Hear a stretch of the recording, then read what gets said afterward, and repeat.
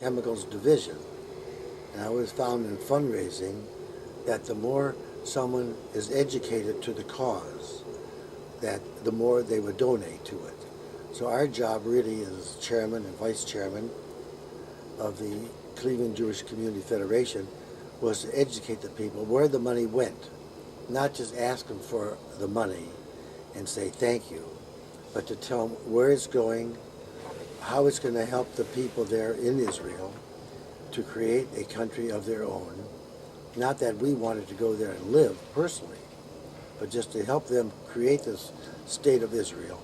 It was important to us because we had been through the war and had seen all the Jewish people in Russia and Poland and Austria and Germany And the Holocaust. trying to get out, and no country would take them. So it was very important to us to make sure that if anything like this ever happened again, that they would have a place to go. And this is why we all got so interested in supporting Israel, even though we had no intention of going there ourselves. We did feel that it was needed.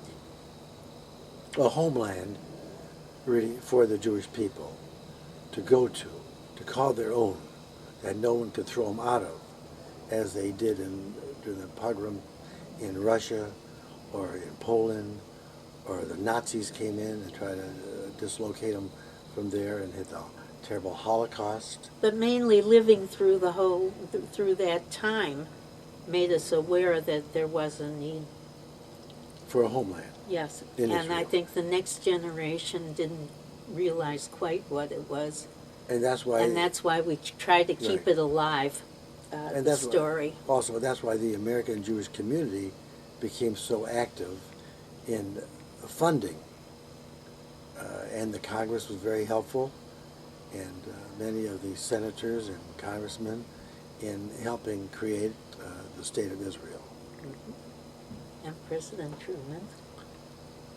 President Truman was very helpful, and Senator Taft from Ohio, and many other political figures at that time. All right. Excellent. Thank you. Two more points that I just want to Go ahead, cover. please.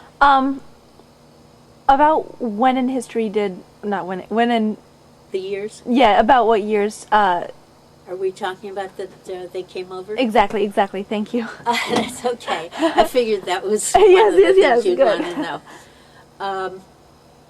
My grandparents came over approximately in between 1902 and 1906. And my dad, All of them, all four grandparents. and my dad, of course, my mother, as I told you before, was born in Cleveland.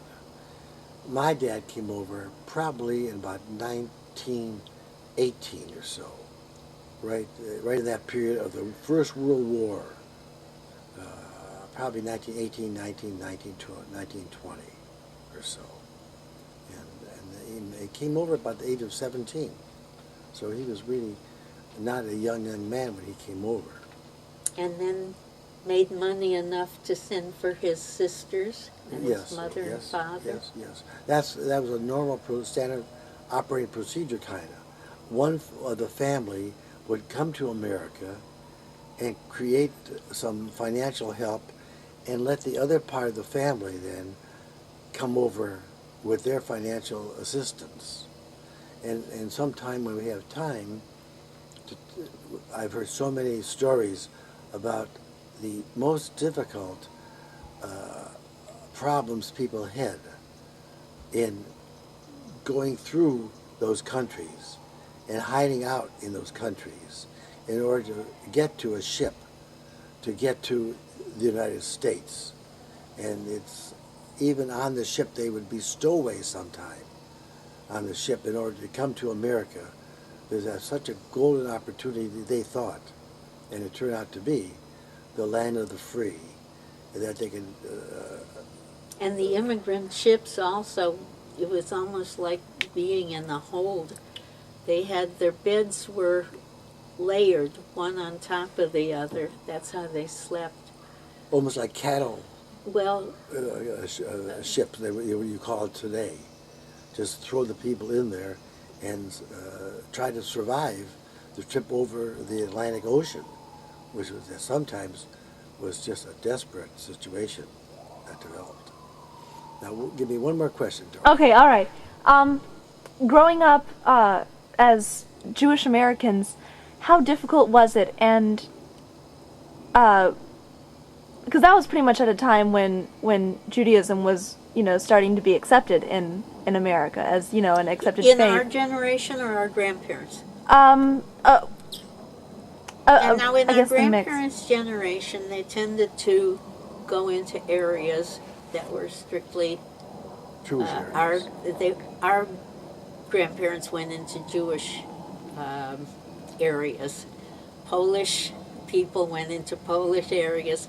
In Cleveland, we had Slovenian areas, Italian areas. Irish areas. So they tended to stick with people that were from their same background.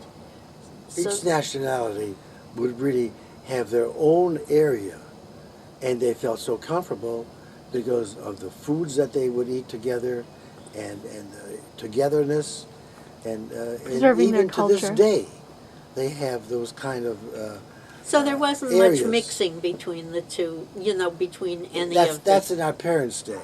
Yeah. Then, as we moved from these cities, from these so-called areas, in our generation, we moved to the suburbs, and it was then very much integrated among all of us, everybody. But socially, we still kept to our own. Yeah, you felt more comfortable doing that, and to this day we do. And Except when you get some involved. places were restricted to Jews. We weren't allowed into Which is certain country clubs. We weren't allowed. But those lines are being kind of cut off now. But during our time. During our time in growing up. Fortunately now, for you young people like Dory and such, and and Sherry and Ellie, my daughter, when they were growing up, that prejudices of religious bigotry and such has been greatly reduced. I'm not saying eliminated, but greatly reduced in our communities. And it's been very much integrated now. And in fact, the so-called Gentile country clubs and Jewish country clubs now have integrated themselves, not by law. Yes, by law. You can't really change someone's But it was the viewpoint law by- that made everybody. that made everyone fair. Yes, fair. So that's where it stands now. Now, if you want to know what I'm doing now, I can tell you a lot of activities. Actually, that's absolutely perfect what I have. Okay. Oh, So thank you terrific. so much.